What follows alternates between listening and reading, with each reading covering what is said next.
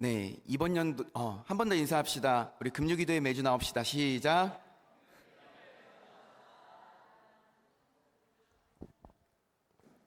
우리 마지막으로 인사할까요? 우리 야이로의 딸과 혈루증 여인은 도대체 무슨 관계일까요? 한번 인사해 봅시다. 시작.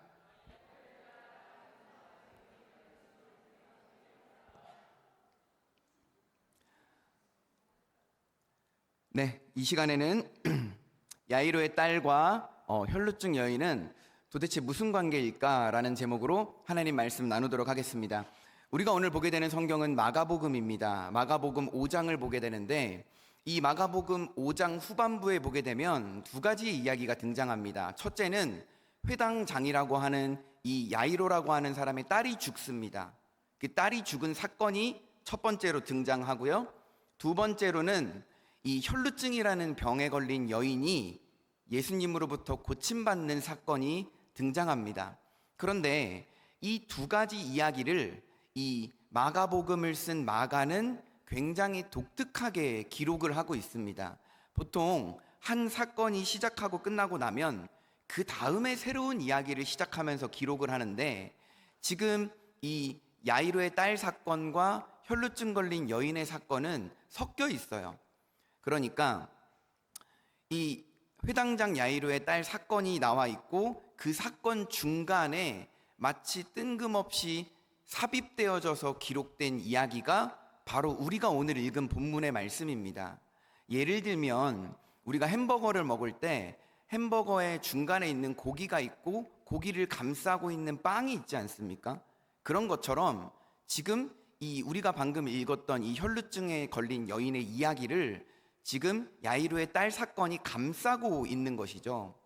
그러니까 성경의 순서대로 보자면 야이로의 딸 사건이 등장하다가 갑자기 뜬금없이 결론이 안 난 채로 혈루증 걸린 여인의 이야기가 등장하고 그 다음에 갑자기 또 이 야이로의 딸 사건이 마무리되는 이러한 독특한 글쓰기 방식이 전개가 되고 있다라는 거죠. 그렇다면 오늘 우리가 읽은 이 마가복음을 쓴 마가는 정상적으로 순서대로 시간적으로 이 이야기를 기록해도 되는데 왜 하필 굳이 이렇게 조금 복잡하고 독특하게 이 성경을 기록한 것일까요? 그것은 이 야이로의 딸 사건을 배경으로 해서 강조하고 싶은 게 있어서 그렇습니다. 그 강조하고 싶은 게 뭐냐? 바로 우리가 오늘 읽었던 본문 말씀인 혈루증 걸린 이야기를 강조하고 싶어서 이렇게 독특한 글쓰기 방식으로 성경을 기록했다라는 거죠. 자, 그렇다면 도대체 이 야이로의 딸과 혈루증 걸린 여인은 무슨 관계가 있는지 우리가 오늘 본문을 통해서 한번 읽어내 보도록 하겠습니다. 자, 오늘 본문은 우리가 세 가지의 장면을 통해서 봐야 됩니다. 몇 가지요? 세 가지의 장면을 통해서 봐야 됩니다. 자, 첫 번째 장면부터 한번 볼까요? 첫 번째 장면을 보게 되면 예수님께서 바닷가에 서 계시는데 큰 무리가 예수님을 쫓아옵니다. 왜 쫓아왔을까요? 이때 당시 예수님은요, 유명 인사였습니다. 병든 사람을 고치고 귀신 들린 사람을 내쫓고 바람과 바다를 잔잔하게 하고 그 다음에 유대주의자들과 논쟁에서 이기고, 그러니까 예수님은요 삽시간에 떠오르는 유명 인사가 되었다라는 거예요. 그래서 사람들이 예수님이 가시는 곳곳마다 예수님을 보려고 대단한 사람이 나타났다는데 한번 구경해보자, 예수님을 유명 인사쯤으로 생각을 하고 구경하려고 수많은 사람이 몰렸습니다. 이렇게 수많은 사람이 예수님을 감싸고 있을 때 이때 회당장 야이로라고 하는 사람이 예수님 앞에 무릎 꿇고 엎드리게 됩니다. 왜냐하면 지금 내 딸이 죽게 생겼으니 빨리 내 딸을 고쳐달라라고 이야기를 하는 것이죠. 그런데 누가 엎드렸냐면 회당장 야이로가 엎드렸습니다. 회당장 야이로. 야이로라고 하는 사람의 직업이 회당장이었다라는 거예요. 자, 그렇다면 회당이 뭡니까? 회당. 유대교를 믿는 유대인들이 모여서 종교 활동을 하는 장소가 바로 회당이에요. 그러면 그 유대인들의 집합체인 그 회당의 장의 역할을 감당했었던 최고 헤드 리더가 누구냐? 바로 야이로였다라는 사실입니다. 그런데 야이로는 그 회당장은 누가 될 수 있냐면 굉장히 유대주의자들 사이에서도 인정받는 사람이 될 수 있습니다. 회당장은 어떤 일을 하냐면 회당을 관리하고 회당에 있는 구약 성경으로 된 두루마리를 관리하고 또한 시설을 관리할 뿐만 아니라 그 유대교를 믿는 사람들도 관리를 했고요. 그 다음에 또한 젊은이들 중에서 유능한 젊은이들을 뽑아서 회당의 지도자로 세우는 역할을 했습니다. 그러니까 회당에서는 어떻게 보면은 힘이 있는 사람이 바로 이 회당장이었어요. 그리고 이때 당시만 하더라도 이 유대인들 사회에서는요, 한 마을에 지도자를 보통 한 7명 정도만 선출을 합니다. 근데 7명 가운데 3명만 종교 지도자들로 뽑아요. 근데 이 3명만 뽑힌 종교 지도자들 중에서도 가장 으뜸되는 리더가 누구냐? 바로 회당장이었다라는 사실입니다. 그러니까 회당장이라는 것은 이 동네에서뿐만 아니라 이 유대 사회에서뿐만 아니라 굉장히 사회적으로 종교적으로 영향력을 행사하는 그러한 사람이 있었던 자리가 바로 회당장이라고 하는 자리라는 것이죠. 그런데 유대인들에게 예수님은 눈의 가시 같은 존재였습니다. 자신들의 자리를 침범하고 그리고 또한 자신들과 논쟁에서 이기고, 그러니까 유대교의 종교 지도자들이 볼 때 예수님이 얄미운 거예요. 그런데 우리 편에 서야 할 회당장이 우리가 미워하는 예수 그리스도 앞에 엎드려서 고쳐달라고 지금 빌고 있는 것입니다. 그러니까 예수님 입장에서는 그러니까 유대주의자들 입장에서는 뭐예요? 지금 회당장이 꼴보기 싫은 거예요. 회당장인 야이로는 예수님에게 엎드리게 되면 자신의 사회적 지위, 종교적 지위, 그리고 자신의 체면, 이런 모든 것이 다 깎이고 박탈당할 것을 각오한 채로 이 무명의 청년 예수 그리스도 앞에 엎드렸다라는 사실입니다. 왜요? 12살 된 자기 딸이 죽어가고 있기 때문에, 예수님이 와서 빨리 고쳐줬으면 좋겠기 때문에 자신의 모든 것을 포기하고 박탈당하더라도 예수 그리스도 앞에 찾아가서 지금 엎드리는 장면이 등장하고 있다라는 것이죠. 그래서 예수님은요, 이 회당장 야이로와 함께 야이로의 집에 가는 장면이 등장합니다. 자, 이게 첫 번째 장면이에요. 그런데 두 번째 장면이 뭐냐면, 이제 예수님께서 회당장 야이로의 집에 가서 야이로의 딸을 고쳐주시면 이야기가 끝납니다. 근데 갑자기 결론이 나지 않고 새로운 이야기로 장면이 전환돼요. 어떤 이야기로 전환되죠? 우리가 오늘 읽었던 본문 말씀, 혈루증 걸린 이야기가 갑자기 등장합니다. 혈루증 걸린 여인은요, 무려 12년 동안 혈루증을 앓고 있었어요. 12년 동안. 혈루증이라는 게 뭐냐면 몸에서 불규칙적으로 계속해서 출혈이 일어나는 거예요. 출혈이 멈추지가 않습니다. 그런데 여성이었어요. 성경의 내용을 추정해 보건대 이 여성은 여성의 하체에서 불규칙적으로 출혈이 일어났던 것이죠. 그런데 여러분, 인간의 신체는요, 정상적으로 혈액이 순환되어야지만 인간이 생리작용을 하고 살아갈 수가 있어요. 그런데 혈액이 정상적으로 순환되지 않고 이 혈액이 신체 밖으로 유출이 된다? 그래서 유출병이라고 하는 거거든요. 그러니까 출혈이 잡히지가 않고 멈추지가 않는 거예요. 멈췄다 하더라도 불규칙적으로 또 출혈이 일어나는 겁니다. 그러니까 혈액순환도 제대로 되지 않을 뿐더러 빈혈이 일어나고 굉장히 고통스러운 나날들을 보냈습니다. 그것도 무려 12년이나 그런 시절을 보냈다라는 거죠. 육체적으로 볼 때 이 여인은 굉장히 고통받는 여인이었어요. 그런데 종교적으로 이 여인을 한번 볼까요? 이 여인은 종교적으로 부정한 여인이었습니다. 왜냐하면 레위기 15장에 보게 되면요, 여성 가운데 몸에 출혈이 있거나 혹은 하체에 출혈이 있는 여인은 부정한 여인으로 간주했습니다. 그래서 이 피를 흘린 여자는 부정한 여자가 되는데, 이 부정한 여자와 접촉한 사람, 그 사람도 부정하게 됩니다. 이 부정한 여자가 앉았다가 일어났던 자리에 다른 사람이 앉으면 그 앉은 사람조차도 부정하게 됩니다. 그러니까 부정과 접촉하면 부정하게 되는 거죠. 그러니까 이 부정한 여인은 혹은 이 부정한 사람들은 일반적으로 정상적으로 살아가고 있는 사람들과는 따로 격리되어서 그들만의 공동체를 이루면서 살아가고 있었다라는 것입니다. 그런데 오늘 본문 말씀에 나오는 이 혈루증 여인은요, 부정한 여인이었어요. 율법에 따르면 육체적으로도 죽어가고 있었고 종교적으로는 이미 죽은 거와도 다름없는 강아지 취급을 받을 정도로 부정하게 여겨졌던 이 여인은 죽은 거나 다름없었다라는 것이죠. 사는 게 아니었을 거예요. 그런데 이 여인도 소문을 듣습니다. 누구의 소문이요? 예수 그리스도에 대한 소문을 듣는 거죠. 예수 그리스도가 귀신을 내쫓고 병든 사람을 고치고 바람과 바다를 잔잔하게 하고 유대주의자들과 그 율법의 랍비의 선생님들과 논쟁에서 이겼다라는 소문을 듣게 된 거죠. 그러니까 이 희망 없고 고통 가운데 살아가고 종교적으로는 죽은 거와 다름없는 강아지 취급을 받고 부정한 여인이었던 이 여인이 예수가 지나간다는 소식을 듣고 어떻게 합니까?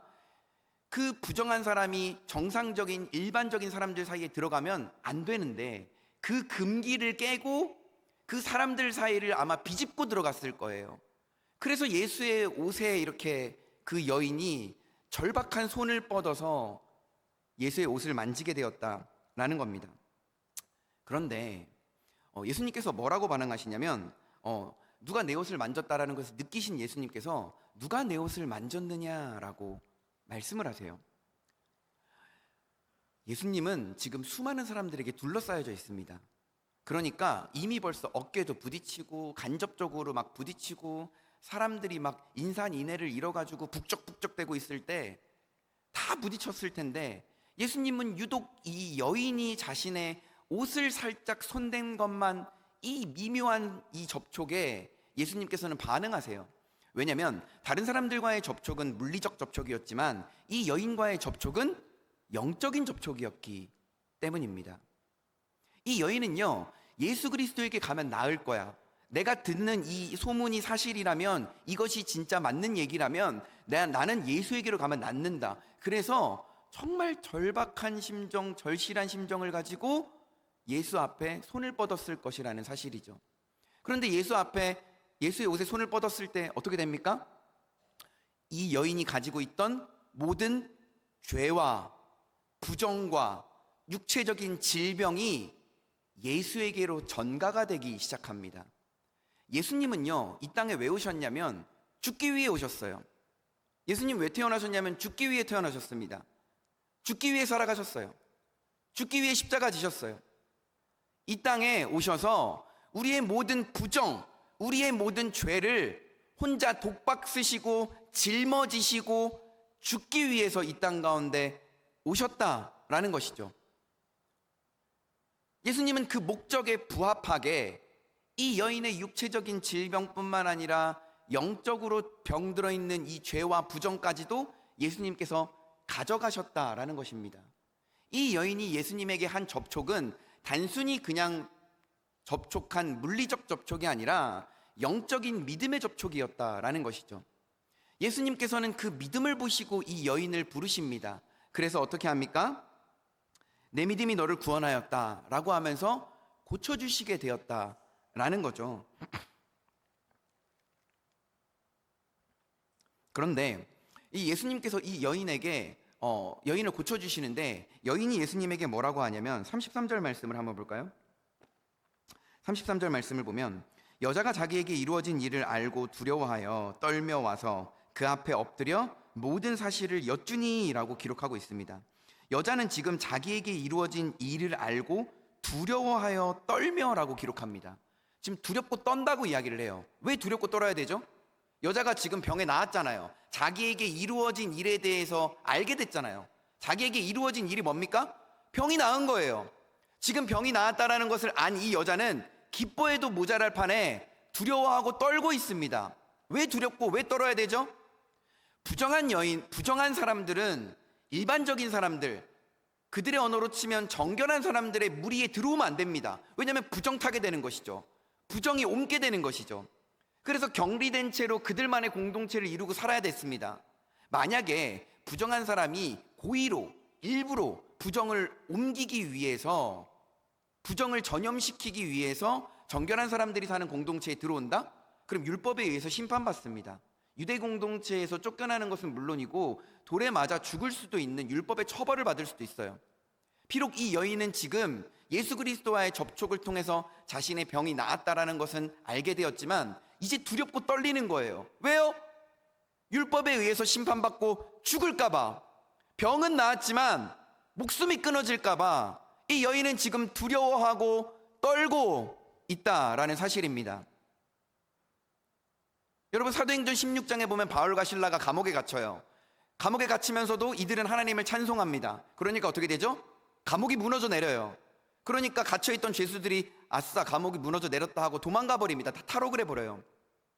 그런데 지키고 있던 간수가 뭐라 그러죠? 아, 큰일 났다.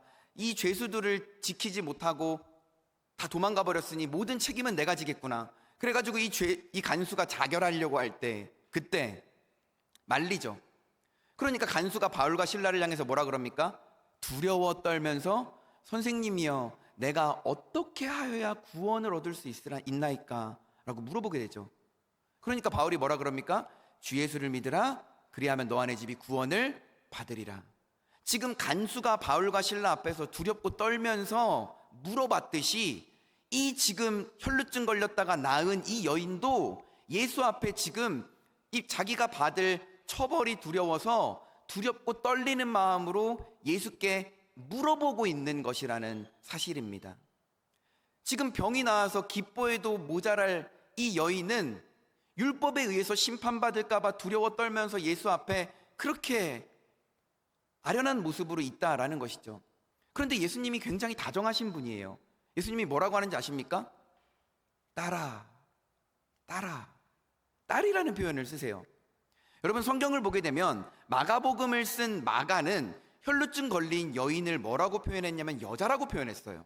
그런데 예수님은 이 여인을 보고 이 여성을 보고 여자라고 하지 않고 딸이라고 했습니다. 태어나서 처음 보시는 분이 처음 마주친 사람인데 혈연 관계로 엮여져 있는 것도 아닌데 딸이라고 합니다. 이 두려워하고 이 떨고 있는 이 안타까운 율법에 정죄받을까 봐 겁먹고 있는 이 여인을 보고 예수님께서는 마치 아버지가 딸에게 얘기하듯이 실제 딸이라는 단어를 가지고 딸아 라고 다정하게 이야기를 해주시는 것이죠. 그러면서 뭐라 그럽니까? 딸아 내 믿음이 너를 구원하였으니 평안히 가라 내 병에서 놓여 건강할지어다 라는 거죠. 이게 지금 두 번째 장면입니다. 예수님이 혈루증 걸린 여인을 고쳐주는 이야기죠. 자, 그런데 또 갑자기 생뚱맞게 장면이 또 전환돼요. 세 번째 장면입니다. 세 번째 장면은 뭐냐면 이제 회당장 야이로하고 예수님하고 같이 야이로의 집에 다다랐습니다. 그러니까 울음소리가 들려요. 통곡소리가 들려요. 이미 벌써 딸을 고치러 오는 도중에 야이로의 딸이 죽어버린 겁니다. 그러니까 회당장 야이로가 두려워하고 불안해하니까 예수님께서 야이로에게 뭐라 그러냐면 두려워 말고 믿기만 하라 라고 하시면서 집 안으로 들어가십니다.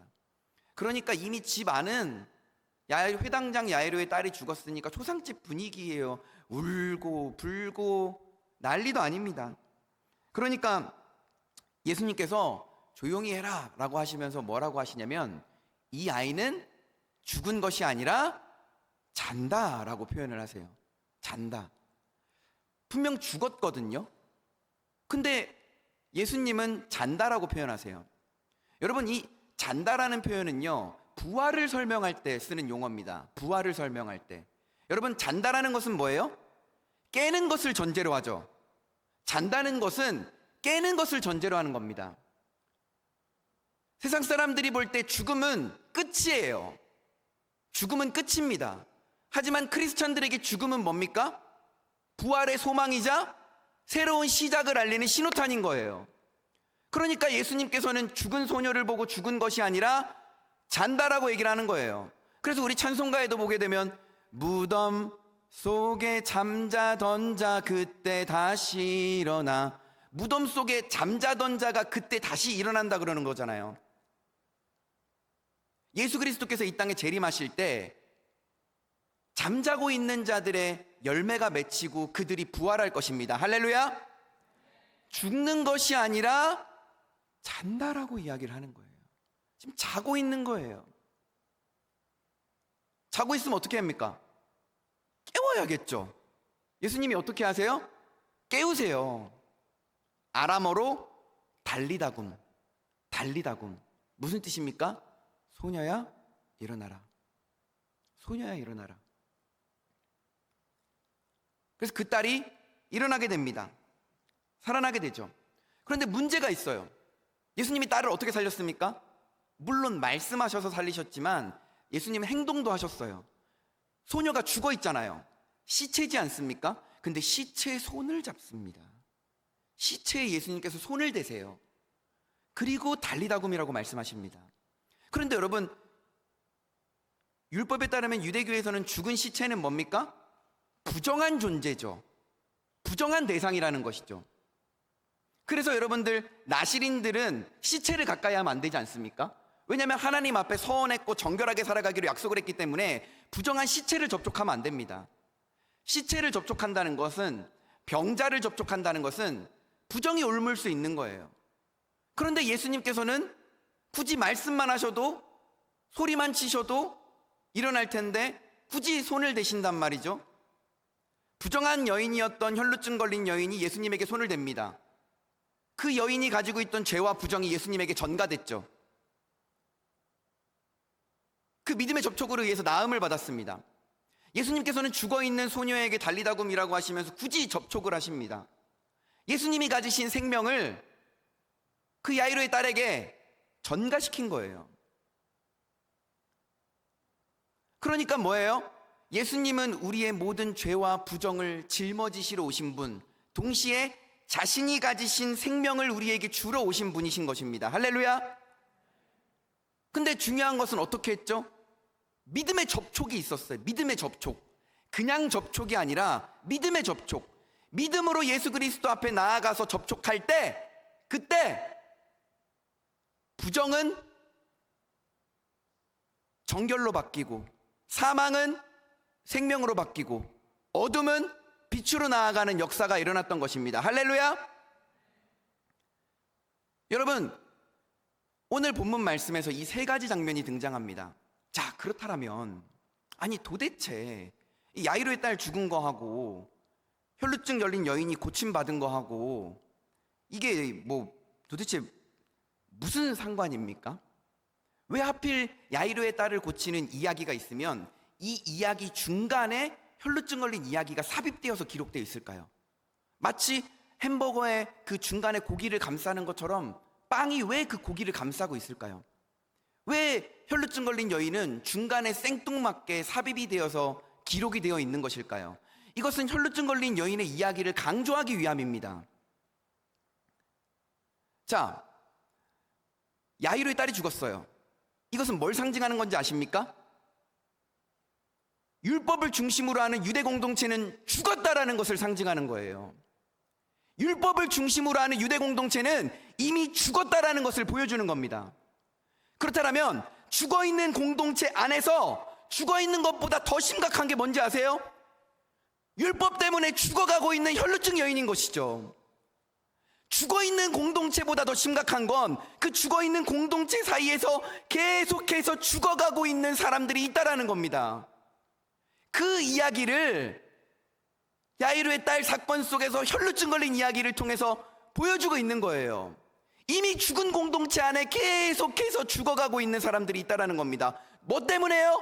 율법 때문에. 율법으로 정죄하니까. 율법에 생명이 없어요. 율법에 사망만 있습니다. 율법을 지키지 못하면 정죄하고, 율법을 기득권 삼아서 자신의 이득과 실리만 챙기니까 공동체가 죽어가는 거예요. 그래서 예수님께서 꼬집고 싶으셨던 게 뭐냐면, 율법을 중심으로 하는 유대 공동체는 죽거나 계속해서 죽어갈 뿐이지만 복음을 중심으로 하는 교회 공동체는 살아날 것을 이 본문 말씀을 통해서 이야기하는 것입니다. 할렐루야. 죽어가고 있는 공동체, 그것보다도 죽은 공동체보다도 더 심각한 것은 그 안에서 죽어가고 있는 공동체가 있다라는 거예요. 여러분, 왜 야이로의 딸과 혈루증 여인이 나왔는지 아십니까? 야이로의 딸 몇 살이죠? 12살이에요. 혈루증 걸린 여인이 몇 년 알았죠? 12년을 알았습니다. 12살, 12년. 뭔가 의미가 있는 것 같지 않습니까? 이제는 더 이상 율법을 중심으로 하는 회당 공동체, 유대 공동체는 죽거나 죽어갈 뿐이라는 거예요. 그러면 유대 공동체를 대체할 대안적 공동체가 필요합니다. 그 공동체가 뭡니까? 바로 12제자로부터 시작될 교회 공동체가 필요하다라는 거예요. 그래서 지금 예수님께서는 이제 유대 공동체는 죽었다. 그리고 살아있는 사람들조차도 죽어가고 있다. 이제는 유대 공동체로서 살아가는 게 아니라 복음을 중심으로 하고 그리스도를 머리로 한 교회 공동체만이 너희에게 생명을 줄 수 있다라는 거예요. 그것을 지금 이 말씀 속에서 꼬집고 있는 것입니다. 예수님은 죽은 공동체를 살리신 거예요. 죽어가고 있는 사람을 살린 겁니다. 왜요? 예수님한테 생명이 있으니까요. 예수 앞에 나오는 자는 생명을 얻게 되니까요. 할렐루야. 그래서 예수님께서 자기 자신을 뭐라고 지칭하십니까? 길이요, 진리요, 생명이다. 나에게 나아오는 자는 생명이 있는 거예요. 예수님에게 나아오는 자는 예수님이 그 인간의 모든 죄와 부정과 그 고통을 다 짊어지신다라는 거예요. 예수님은 죽어 있는 공동체, 그것보다도 더 심각하게 이미 죽어가고 있는 사람들을 꼬집으시면서 예수와의 믿음의 접촉이 없이는, 너네가 예수하고 믿음의 접촉을 하지 않으면 계속 죽는다라는 거예요. 죽어가고 있는 사람을 살릴 수 없다라는 거예요. 그러니까 예수하고 믿음의 접촉이 필요하다는 것을 예수님께서는 굳이 손을 대지 않고서도 고치실 수 있는데, 이 손을 댐을 통해서 예수님이 지금 가르쳐 주시고 있는 것입니다. 유대 공동체를 꼬집고 있는 거예요. 오늘 말씀의 제목이 뭐냐면, 야이로의 딸과 혈루증 걸린 여인은 도대체 무슨 관계일까? 무슨 관계입니까? 이미 죽은 공동체 속에서 죽어가고 있는 사람, 죽은 사람도, 죽어가고 있는 사람도 예수와의 믿음의 접촉이 있다면 생명을 얻고 살아날 수 있다는 것을 오늘 본문 말씀이 가르쳐주고 있는 것입니다. 여러분 신앙생활을 하면서 지금 여러분 혹시 메말라 있지는 않습니까? 아니면 여러분 혹시 지금 메말라 가고 있지는 않으세요? 여러분, 예수 앞에 나와서 믿음의 접촉을 해야 하는 것입니다. 아멘이십니까? 여러분, 예수 앞에 나와서 믿음의 접촉을 할 때 죽은 사람도 살아나고, 죽어가고 있는 사람도 고침받고, 메말라 있는 사람도 해갈되고, 그리고 이미 벌써 메마른 사람도 생수를 얻어먹고 살아날 줄을 믿으시기를 주님의 이름으로 축원합니다. 아멘이십니까? 여러분, 우리는 예수 앞에 나와야 됩니다. 근데 중요한 게 있어요. 그냥 나오면 안 돼요. 믿음을 가지고 나와야 됩니다. 그 믿음의 손을 뻗을 때 간절하고 절실하고 정말 그 절박한 마음을 가지고 예수 앞에 나와서 믿음의 손길을 뻗을 때 그 예수 그리스도의 만지심을 여러분 경험하실 수 있을 것입니다. 할렐루야. 여러분, 오늘 저녁 이 시간 가운데 왜 나오셨습니까? 기도하러 나오셨죠. 예수 앞에 믿음에 접촉하러 나오셨죠. 여러분, 오늘 저녁 이 시간 가운데 기도하실 때 정말 이 야이로의 회당장 야이로와 같이, 혈루증 걸린 여인과 같이 절박하고 절실한 마음을 가지고 주님 앞에 손을 뻗으며 기도하며 나아가시는 저와 여러분들 되시길 주님의 이름으로 축원합니다.